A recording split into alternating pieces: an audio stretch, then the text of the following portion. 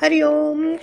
आज का सत्संग कि आप जो आत्मा का ज्ञान सुन रहे हैं सारे भगवान जी का, उसमें हमारा शरीर और भी सुंदर और स्वस्थ कैसे रहे, उसके लिए हमारी दवाइयाँ कैसे छूटें, उसके लिए जो भी मेरे को भगवान जी की तरफ से नॉलेज मिली थी, ज्ञान मिला था कि कौन सी डायरेक्शन होनी चाहिए, मैं हमें जो नवग्रह और 5 एलिमेंट्स जो हैं वो हमें घेरे होते हैं, इन सब चीज़ों का ज्ञान भी उन्होंने मुझे दिया था। तो ये दवाइयाँ कहाँ होनी चाहिए, क्यों असर नहीं करती हैं, इन सब चीज़ों का भी हम जब सत्संग में आए भी तो मुझे एक कोल्ड क्या होता है, कफ क्या होती है, जुकाम की बीमारी का भी नहीं पता था। अगर मेरे को अपने तरीके से लगा, अगर हर जन्म हम गुरुओं के होते हैं तो हमारा शरीर हष्ट पुष्ट होता है। और जब मैंने सत्संग में सब बीमार लोगों को देखा तो इनकी उम्र तो इसी में चली जाएगी।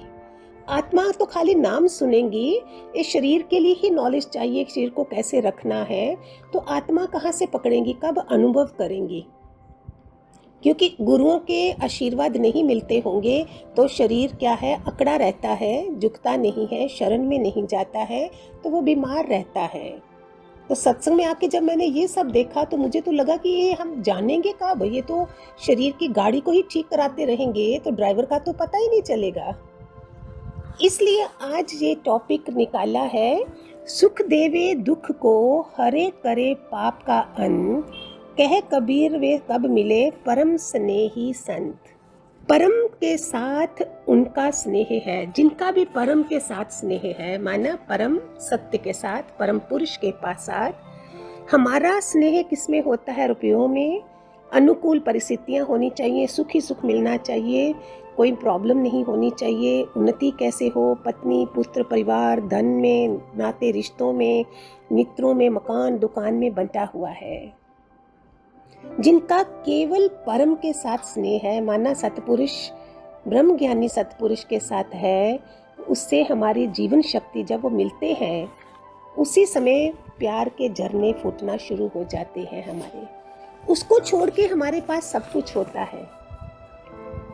इसीलिए परमात्मा के साथ संपूर्ण सदे रहना, माना परमात्मा, माना गुरु हमारे भगवान जी, आत्म भाव में, ब्रह्म भाव में जगे हुए संत महात्मा सत्पुरुषों के प्रति हमारा अहोभाव हो, शिष्टव को पार कर जाएं हम, फिर देखो ये बीमारियां, दुख, ये सारे कहाँ से बरसेंगे।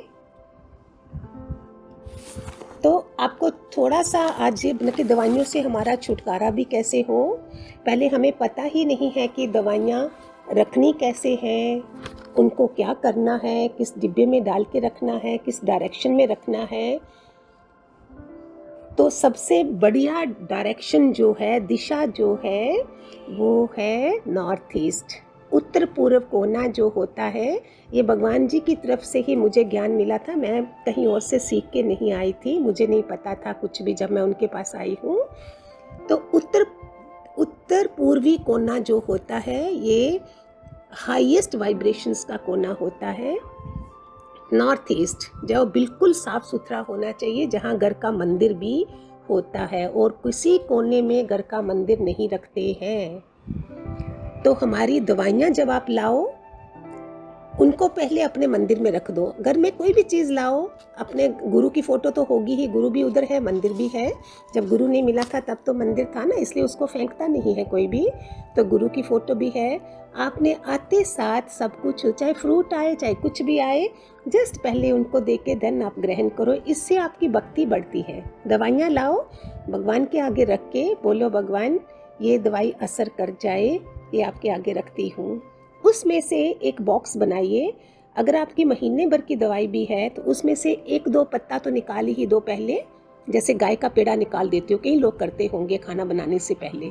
ऐसे 1-2 पत्ता ये है अलग अलग दवाइयों का, जो भी आप लाते हो, बीपी की, शुगर की, हार्ट की, उसमें से वो चैरिटी के लिए दे दो। ये फ़ायदा हमें जो मिला है, मैं वही चीज़ें देती हूँ जो भगवान जी की तरफ से मुझे मिली हैं और मैंने आजमाया है उनको।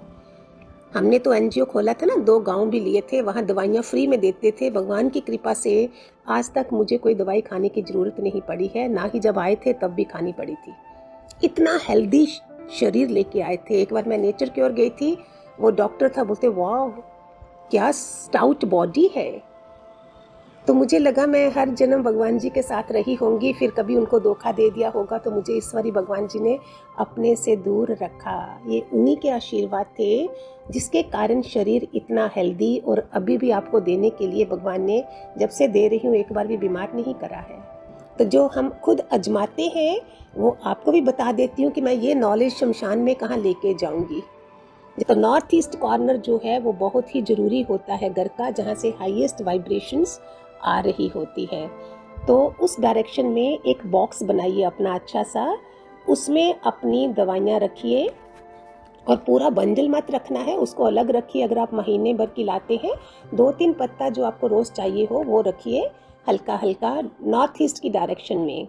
उससे भी पहले ज़रूरी है जितना आपके घर का क्लटर है, कचरा है, कूड़ा करकट माना, जो एक्स्ट्रा चीज़ें हैं, ये चीज़ें बहुत ज़रूरी है। ये आपके लिए स्पेशल बनाया है कि जो हमें फ़ायदा मिला है वो भगवान के सारे बच्चे सुने। वैसे तो मोस्टली आजकल घरों में नहीं होता, जो वेल टू डू अच्छे लोग जानकारी वाले हैं उधर तो नहीं होगा। बाय चांस अगर आलस आ गया है तो अपने घर को देखिए, टूटी फूटी इलेक्ट्रिक सामान कोई नहीं हो, आपके कोई भी यूज़फुल जो यूज़ करने वाली चीज़ नहीं है वो आप किसी को भी दे सकते हैं। कितने एनजीओ हैं, वो रख दो, बाहर ही रख दो, कोई भी उठा के ले जाए। तो जितना क्लटर है, टेरेस है तो टेरेस पे साफ होना चाहिए, अपना बालकनीज, अपना घर, बिल्कुल जो चीज़, उससे बीमारी आपके घर में नहीं आएगी। ये सब काम आपने 1 या 2 दिन के लिए नहीं करना, भूल जाओगे, 8 दिन करोगे। ये हमारा संसारी स्वभाव है जो अभी नहीं होना चाहिए, ये हमें मरते दम तक करना है सारा। दवाइयाँ पर्स में नहीं रखनी है, दवाइयाँ बेड के पास जो ड्रॉर होता है सिरहाने नहीं रखनी है, जगह जगह दवाइयाँ पड़ी होती है। ऐसा मैनेज करें हम ब्रह्म ज्ञानी गुरु के बच्चे हैं, हमें मैनेज करना आना चाहिए, तभी हमारी ब्यूटी है कि हमने कुछ पाया है, नहीं तो फ़ायदा नहीं है ना कुछ भी। जहाँ देखो वही चीज़ पड़ी है।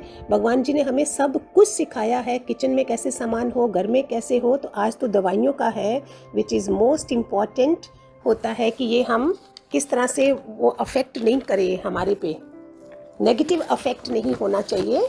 हम तो आत्मा पकड़ के, कोना पकड़ के बैठ जाते हैं, बोलें जी नहीं हम आत्मा है, और घर में कला क्लेश हो रहा है, बीमारियां आ रही हैं, लक्ष्मी का कोई वास नहीं है। गुरु के पास भी लोग रोते हैं, क्या करें, फैक्ट्री नहीं चलती, दुकान नहीं चलती है। गुरु भी फील करे, वाह क्या पुण्यशाली आत्मा शिष्य आया है मेरे पास, जिसने हमेशा झुकना सीखा होगा, उसको बीमारी आएगी ही नहीं। थोड़ा थोड़ा जो पता है वो और पता चलेगा तो दूसरी बारी और बता देंगे आपको। इसलिए इतने तक, हरिओम, गॉड ब्लेस, भगवान करे आप इन सब चीज़ों को समझिए। God bless, Hariom.